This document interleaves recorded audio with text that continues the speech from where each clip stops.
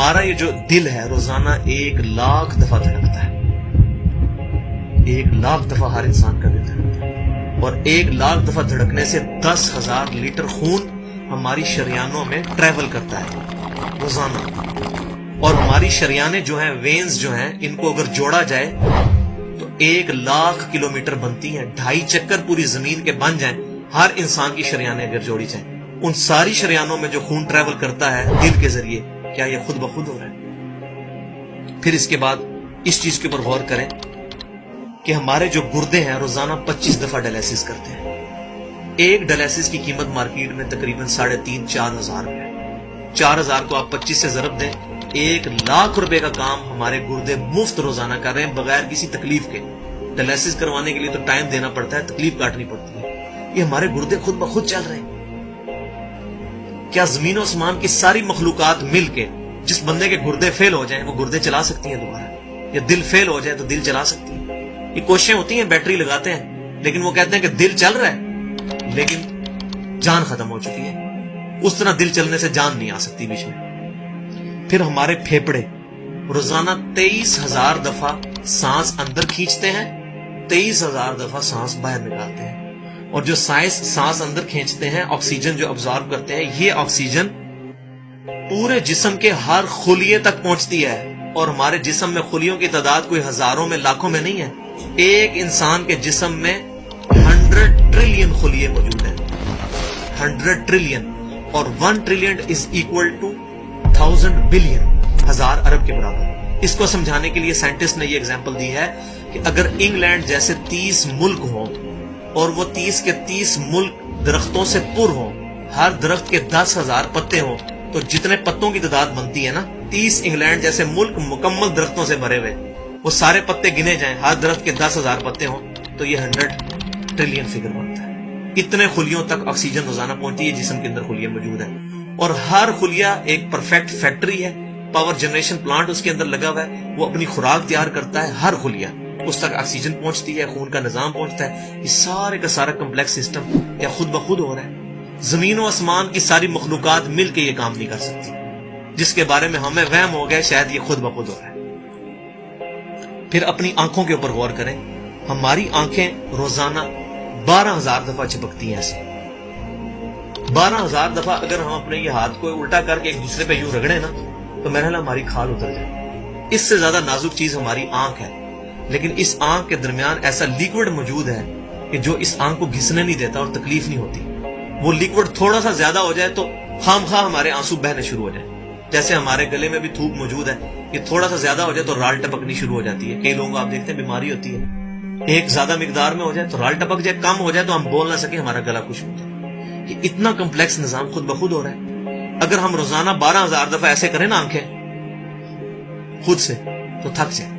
لیکن یہ بلا ارادہ یہ ساری کی ساری چیزیں کسی کنٹرولنگ اتھارٹی نے اس کو ٹائنیسٹ ڈیٹیل تک کنٹرول کیا ہے کہ جو ہمارے اختیار سے باہر خود بخود ہماری آنکھیں چل رہی ہیں. جب کوئی خطرہ سامنے آتا ہے، اندھیری چلتی ہے، نہ چاہتے ہوئے خود بخود ہماری آنکھیں یوں بند ہو جاتی ہیں. پھر اس کے اوپر پلکوں کے اوپر بال ہیں، اور نہ صرف یہ بال، اپنے ناخنوں پر غور کریں. گوشت میں سے ناخن نکل رہے ہیں. یار گوشت کے اندر کون سا مٹیریل ہے جو یہ ناخن باہر نکال رہا ہے؟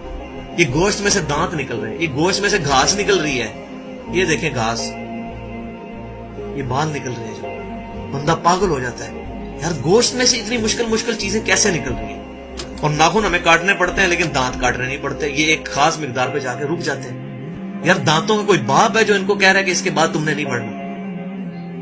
سر کے بال بڑھتے ہیں لیکن یہ ہمارے یہ والے بال نہیں بڑھتے، ابرو کے بال نہیں بڑھتے.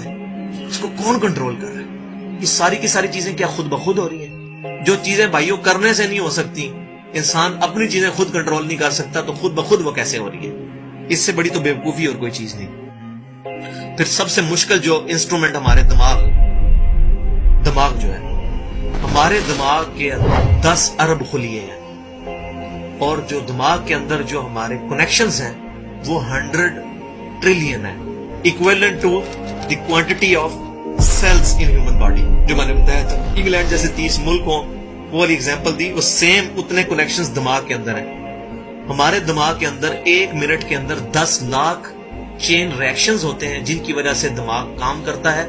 ایک کنیکشن بھی ان 100 ट्रिलियन कनेक्शन में से डिस्टर्ब हो जाए, हमारा दिमाग काम नहीं कर सकता।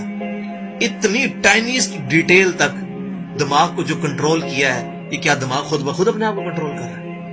जमीन और आसमान की सारी मखलूकात मिल के एक बंदे का दिमाग नहीं चला सकती अगर उसका दिमाग खराब हो जाए या कनेक्शन डिस्टर्ब हो जाए। ये अक्सर लोगों को ऐसा मसला होता है कि कहते हैं जी खून आ गया इसको और ये दिमाग जो है इसकी शरीयान फट गई, ये हो गया। तो ये जो 10 लाख पर मिनट रिएक्शंस हो रहे हैं, इनकी वजह से हमारे पूरे जिस्म का जो निजाम चल रहा है, हमारे सूंघने की हिस्स, हमारे चखने की हिस्स, हमारी देखने की हिस्स, बाकी सारे नर्व्स का सिस्टम जो है ये दिमाग कंट्रोल करता है इन्हीं रिएक्शंस के थ्रू।